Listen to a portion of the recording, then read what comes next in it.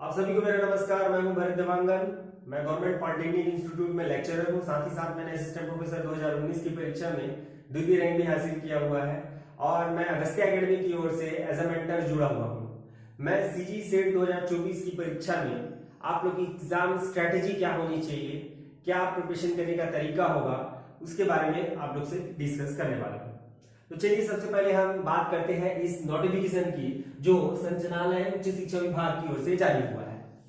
तो सबसे पहले अपन देखें तो इसका एग्जाम फॉर्म फिलिंग डेट जो है वो दिया हुआ है 13 मई। 13 मई से ये स्टार्ट होगा, जिसकी अंतिम तिथि जो है ये आपका 9 जून 2024 रहेगा। और एग्जाम का जो टेंटेटिव डेट है ये भी दिया हुआ है आपका, ये है आपका 7 जुलाई 2024। यानी कि अगर हम आज से देखें तो आप लोग के पास 4 महीने का समय है इस एग्जाम के प्रिपरेशन के लिए।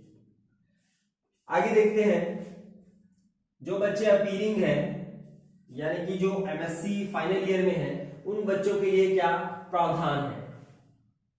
तो इसमें साफ साफ आप देख सकते हैं, इसमें साफ लिखा हुआ है वे उम्मीदवार, ये देखिए यहां पे लिखा हुआ है कि वे उम्मीदवार भी परीक्षा में सम्मिलित हो सकते हैं जो स्नातकोत्तर या समकक्ष उपाधि की परीक्षा के अंतिम वर्षों में सम्मिलित हो रहे हैं, परंतु उन्हें उक्त स्नातकोत्तर या समकक्ष परीक्षा के परिणाम तिथि से 1 वर्ष के अंदर न्यूनतम निर्धारित प्रतिशत अंकों के साथ उत्तीर्ण होना रहेगा। ठीक, अब ये जो न्यूनतम प्रतिशत अंक जो है ये आपका 55% है और जो निःशक्त जन है उनके लिए 50% है। चलिए अब आगे हम देखते हैं। आगे आप देख सकते हैं, आप पहले से जानते भी हैं, इसमें 19 आपके विषय हैं जिसमें से आप लोग को मैं प्रिपरेशन कराने वाला हूं फिजिकल साइंसेस के लिए। और इसमें 2 प्रश्न होते हैं, प्रश्न पत्र होते हैं आपका पेपर 1 और पेपर 2। पेपर 1 जो होता है वो आप पेपर 1 में 50 क्वेश्चंस रहते हैं, यानी कि ये हो जाएगा आपका हॉरिजॉन्टल क्वेश्चन जो है वो 2 नंबर का होता है और ये कंप्लीट हो जाएगा आपका 100 नंबर का। और इसमें पेपर 2 में आपका 100 क्वेश्चन होते हैं और ये हो जाएगा आपका 200 मार्क्स का। तो टोटल अगर हम बात करें तो ये हो जाएगा आपका 300 मार्क्स का। चलिए नेक्स्ट मैं आप लोग को बताने वाला हूँ सिलेबस के बारे में। फिजिक्स का जो सिलेबस है वो कितना ब्रॉड है, क्या क्या आपको पढ़ना रहेगा, क्या एग्जाम आपकी स्ट्रेटेजी होना चाहिए उस सब्जेक्ट्स को पढ़ने के लिए। तो जो सिलेबस जो है वो नेट का ही सिलेबस होता है, जो नेट एग्जाम आप लोग ने दे रखा होगा या जो देने वाले हैं वही सिलेबस आपका सेट का सिलेबस है। ये सीजी सेट 2018 का सिलेबस मैं आप लोग को दिखा रहा हूं। सिलेबस में कोई चेंजेस नहीं हुआ है फिजिकल साइंसेस के लिए जो सिलेबस है। अगर मैं पहले सब्जेक्ट की अगर मैं बात करूं तो ये है आपका मैथमेटिकल फिजिक्स। तो मैथमेटिकल फिजिक्स में पहला ये टॉपिक दिया हुआ डायमेंशनल एनालिसिस, ये बहुत ही इंपॉर्टेंट टॉपिक होता है और इस टॉपिक से एक क्वेश्चन आपका आना तय है। नेक्स्ट है आपका वेक्टर अलजेब्रा। वेक्टर अलजेब्रा और वेक्टर कैलकुलस से 1 से 2 क्वेश्चन आपके आने तय है। नेक्स्ट है मैट्रिसेस, यहां से भी 1 से 2 क्वेश्चन आपके आने तय है। उसके बाद आपका आता है स्पेशल फंक्शन। स्पेशल फंक्शन में हर्माइट, बेसल, लैग्रेंज, लीजेंड्रे, यहां से एक क्वेश्चन आना आपका श्योर है। तो सबसे ज्यादा इसमें इंपॉर्टेंट है आपका हर्माइट और लीजेंड्रे पॉलिनोमियल। देन नेक्स्ट अगर हम बात करें तो complex analysis and analytic function, यहां से 1 से 2 क्वेश्चन आपके फिर से आने तय है। देन नेक्स्ट अगर हम बात करें एलिमेंट्री प्रोबेबिलिटी थ्योरी, यहां से एक क्वेश्चन रहेगा आपका, इन सब से एक क्वेश्चन आपका रहेगा। नेक्स्ट हम बात करते हैं क्लासिकल मैकेनिक्स की। तो क्लासिकल मैकेनिक्स जो है, क्लासिकल मैकेनिक्स से आपके फिर से अगर मैं बात करूं जितने 9 आपके सब्जेक्ट्स होते हैं, अगर मैं नेट की सिलेबस की अगर मैं बात करूं तो 9 सब्जेक्ट से प्रॉपर सभी का डिस्ट्रीब्यूशन जो होता है वो लगभग सेम होता है। तो लगभग 10 से 11 क्वेश्चन हर एक टॉपिक से आपका आना तय होता है। तो चलिए देखते हैं क्लासिकल मैकेनिक्स में आपका कौन कौन सा टॉपिक रहेगा। तो इसमें आपका फेज स्पेस डायनेमिक्स यहाँ से क्वेश्चन आता है, स्टेबिलिटी एनालिसिस यहाँ से क्वेश्चन रहता है, सेंट्रल फोर्स मोशन से आपका क्वेश्चन रहता है, रिजिड बॉडी डायनामिक्स से आपका एक क्वेश्चन रहेगा ही रहेगा। देन नेक्स्ट वेरिएशन प्रिंसिपल से आपका एक क्वेश्चन रहता है। और अगर हम बात करें स्पेशल थ्योरी ऑफ रिलेटिविटी, यहाँ से एक से दो क्वेश्चन यहाँ आने तय हैं। और अगर हम बात करें generalised coordinate and cyclic coordinates, यहाँ से क्वेश्चन आपका रहता है। स्मॉल ऑसिलेशन से आपका क्वेश्चन श्योर है, small oscillation and normal nodes. Next अगर हम बात करें इलेक्ट्रोमैग्नेटिक थ्योरी की, तो इलेक्ट्रोमैग्नेटिक थ्योरी में इलेक्ट्रोस्टैटिक जो पार्ट होता है, यहाँ से आपका ये जो इलेक्ट्रोस्टैटिक जो थ्योरी है वो यहाँ तक का पार्ट है आपका। तो इन सब से अगर देखा जाए तो 3 से 4 क्वेश्चन यहाँ पे बन जाते हैं आपके।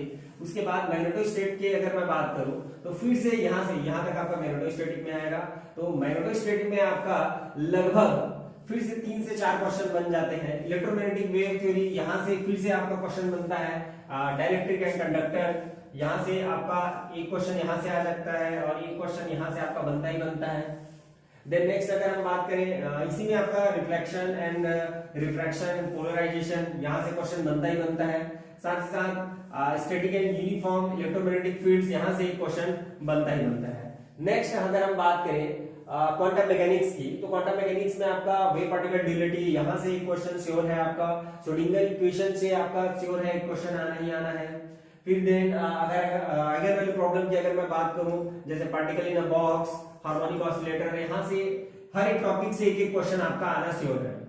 देन नेक्स्ट अगर मैं बात करूं टनलिंग थ्रू अ बैरियर, यहाँ से क्वेश्चन श्योर है।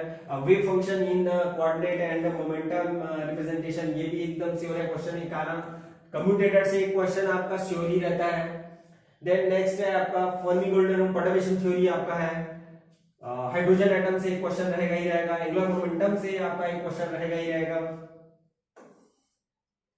देन नेक्स्ट है आपका आइडेंटिकल पार्टिकल से भी आपका एक क्वेश्चन रहेगा ही रहेगा। देन नेक्स्ट आगे देखते हैं थर्मोडायनामिक एंड स्टैटिस्टिकल प्रोबेबिलिटी।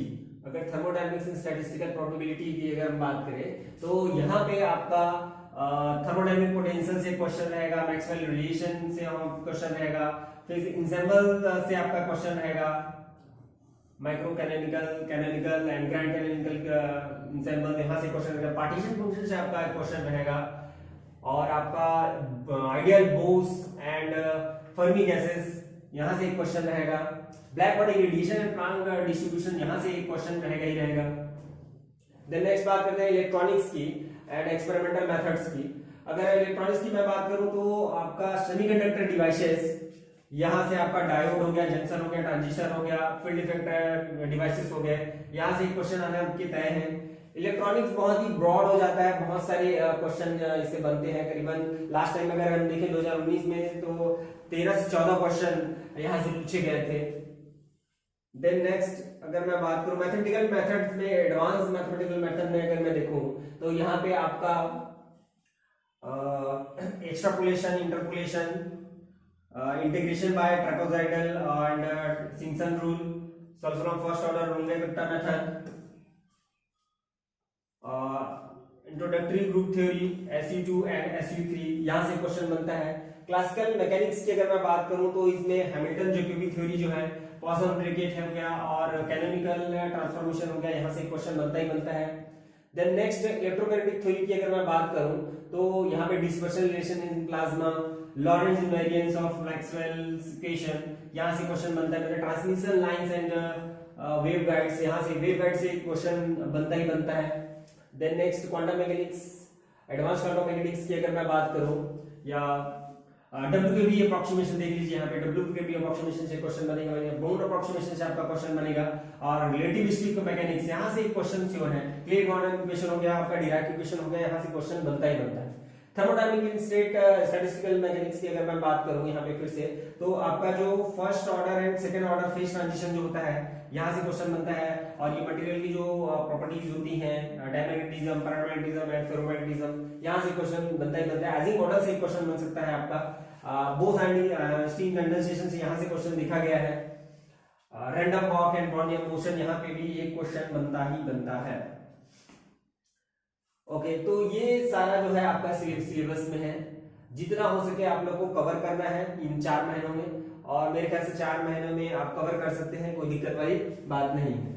अब चलिए देखते हैं पेपर एनालिसिस के बारे में कि कौन से टॉपिक से कितने क्वेश्चन अभी तक पूछे गए हैं।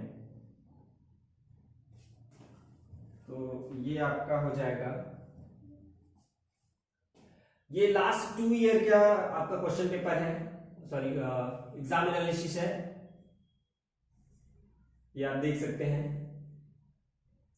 जैसे मैं मैथमेटिकल फिजिक्स की अगर मैं बात करूं तो 2018 में यहां से 12 क्वेश्चन आपके पूछे गए थे मैथमेटिकल फिजिक्स में।